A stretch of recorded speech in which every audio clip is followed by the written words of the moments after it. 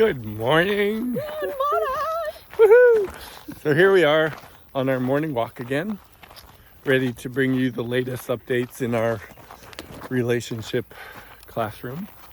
I think the most alive place to start is that right before we came out for our walk, Jesse and I were doing our morning practice, and without going into the details, had like some really incredible, mind-opening, healing expressions and understandings and new learnings. And at the very end of our study time together, hold on, there's going to be a little bit of disruption here. Hold on. Good morning. Good morning. Hi. Or a beautiful intermission to Right. say hello. We're walking in the dog park, so there's all these beautiful little innocent creatures here that are really just so sweet. Including all the humans. Including all the humans. Yeah, exactly. Good morning. Hi. Anyway, so part of what happened was, there's some really big breakthroughs in our understanding of the dynamics of our relationship. And at the very end, we made a note to be very attentive to the fact that when such openings and sort of miraculous healing occurs, that we should be very attentive to the possibility that the ego is going to rear its ugly head. I shouldn't say ugly because I don't want to make it any more real than it needs to. But that the ego may well make some attempts at sabotaging and sort of destroying what we just learned and welcomed in. And literally moments after, as we were getting ready to head out to the dog park to take our sweet little dog for a walk, that I was shaking my bottle of psyllium husk smoothie, which is a tradition that we have during and before our walk. And the lid wasn't closed, and psyllium husk smoothie went everywhere. All over me, and all over the floor, and all over the counter. And immediately, I just called myself horrible names. I just started beating myself up. In the wake of that, do you want to say what happened in the wake of that? Well, so in the last few days, we've been experiencing a pretty big shakeup in our relationship. And we had this agreement, oh my gosh, when we start to notice that happening, is there a code word or something we could use to alert ourselves so that we can shift out of that triggered place into our wise minds? And we agreed that the word was going to be pineapple, or one of the words we were thinking about anyway. So here we are, we're going to say hi to friends. Hello. And so I was in a very feeling quite joyful, and that shaking up of the psyllium husk drink in a different context would have really shaken me up. And I could see that Jonathan was having some upset about it. So I said something like, I just want to say that it's really funny. I'm noticing this metaphor of getting shaken up. Because I was shaking them. All right, whatever. Right, no, but it was a shake-up, and it was exactly what Jonathan another little explosion. Hi, good morning. Good morning. Yeah, so I said, in total lightness, in line with this agreement we had made, I was like, oh, pineapple alert. And I was very light and joyful about it. I was laughing while I was helping to clean up the spill, and I was very light. And I wasn't. And it became apparent to me in that moment that I was still in a very kind of dark place, and I wasn't enjoying Jesse's lightness. Jessie was just literally just cracking herself up.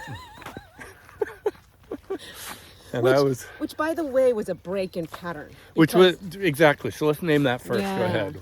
Yeah, because in the past, especially if I was kind of in a darker space in my mind, that would have been just like proof that everything's going wrong, and now I have to clean this thing up, and it was just so not that. It was a contrasting experience of like, this isn't a big deal. It's just a spill. It's funny. This is part of the pineapple.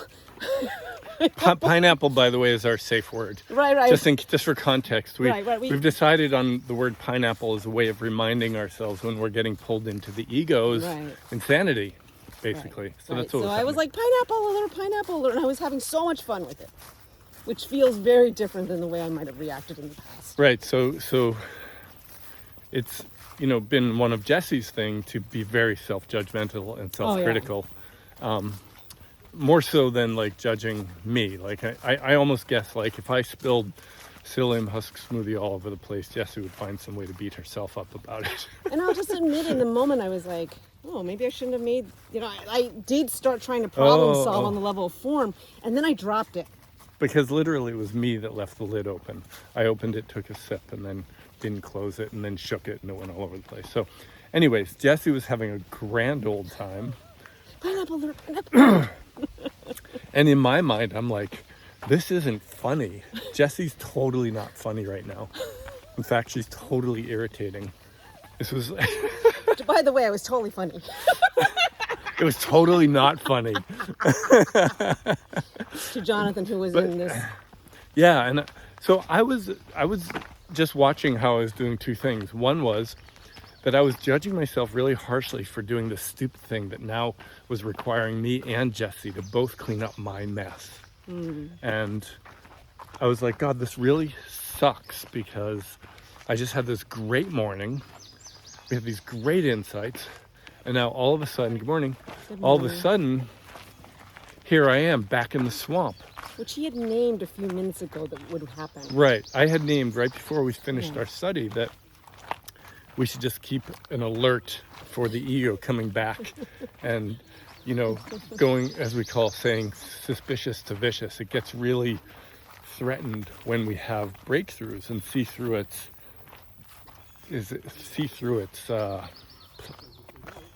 distorted way of thinking. Can you pause and just say how the ego might show up? Like with this thing we call the ego. Yeah. Good morning. Good morning.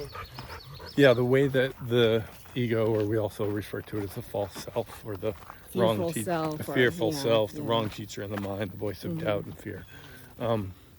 It shows up by criticizing, by judging. It could be criticizing myself, or somebody else, and usually both in some way, shape, or form. It's a voice of judgment, a voice of comparison, a voice of shaming and guilting, a voice of competition, a voice of lack and fear. So basically, as we go along with these videos, this is a principle and a concept that will be reintroduced over and over, because it's such an important one and it shows up in pretty much everything. And the important thing to remember is you are not that. We are not ego thought system, we're not fear, we're not any of that.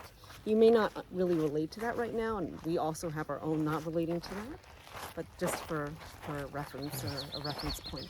Hello. Hi, beautiful dog. Morning. Good morning. Okay. So ego, so you saw the ego come in. Yeah. So part of the Ego work that thought we're system. doing here is naming it, and gradually over time it's just going to become more and more clear that what we're trying to do is learn how to discern between this thought system of lack and fear in the mind and a voice of truth or wisdom in the mind as well, and how to discern them so that we can not be pulled into the darkness that I got pulled into this morning. Yeah. So anyways, here I was judging myself, and then it also turned into judging Jessie. Like, oh my God, what an insensitive person. There were expletives in my mind. I don't necessarily need to go there anymore. But good morning. Good morning. So there was a part of me that was like, no, number one, hating on myself, but then also recognizing that that wasn't good enough, that I also needed to judge and blame Jessie and make her wrong. She was having a grand old time. She was playing and joking and making fun of our safe word, pineapple. And meanwhile, I'm like, God, you are so not funny. I wish you'd just shut up. I was like, oh, go ahead. What? It's interesting though because normally that would shake me. I would take on his judgment as my own judgment. But part of the growth for me is like, I am seemingly a very spongy, empathic, sensitive person, whatever word you use. And I tend to take on people's judgment as my own, which is actually only a reflection of what I think in my mind. But in that moment, I was unshakably happy. Nothing he could say was going to take me out of that, and that's also a different experience for me, Yeah, so there's so many lessons here, and I think Yeah. maybe we just sort of wind this up Yeah. shortly, but just like one of the lessons is like nobody and nothing outside of myself has the power to make me happier and happy, and Jesse was just articulating that. And that the ego is inevitably going to try and find ways of proving how worthless I am and how guilty Jesse is. These are all fundamental characteristics of the ego, and it's so helpful to just name them so that we can actually learn not to identify with them. Right, because it's only in seeing how that pattern actually doesn't help us that we can actually begin to let it go. And we have to allow this stuff to come up so we can see it. And name it and expose it without judgment. Without judgment. To the best we can. Until we can let it go. And we're fully here to admit, like, it comes up repeatedly for us and then we still hang on to it. We're in the process. Yeah. And so not saying like, oh, we had the realization and we dropped it. I personally have gone through this probably thousands of times. Yeah. And have been doing all kinds of reorienting my thought system towards love, non-judgment, but it's been challenging. So yeah, and I think something that's important to mention here is that, and this is something that a teacher of ours once mentioned or told us, that there is sort of a little story amongst people in I think it's the Tai Chi community, the masters of Tai Chi. It's not that they don't experience. Hello, good morning. Hi, pup. Good morning. Hello. Playful little one. It's not that these feelings and difficult moments don't come up, but what does change is the speed at which we move through them, because we identify with them less and less, right? So the master is not somebody who doesn't have these experiences. The master is the master of the mind, which knows how to metabolize and process this stuff and see it clearly enough to notice it and let it go very quickly. Yes. So our process is a demonstration of that. It's this stuff still comes up, but then we move through it more and more quickly each time. And that's the point. So, and reconnect with the truth in our mind, the wise self. yes. So to name and to conclude, like, Jonathan actually moved through this relatively quickly. In the past, it would have taken hold similarly to me, and so we are progressing.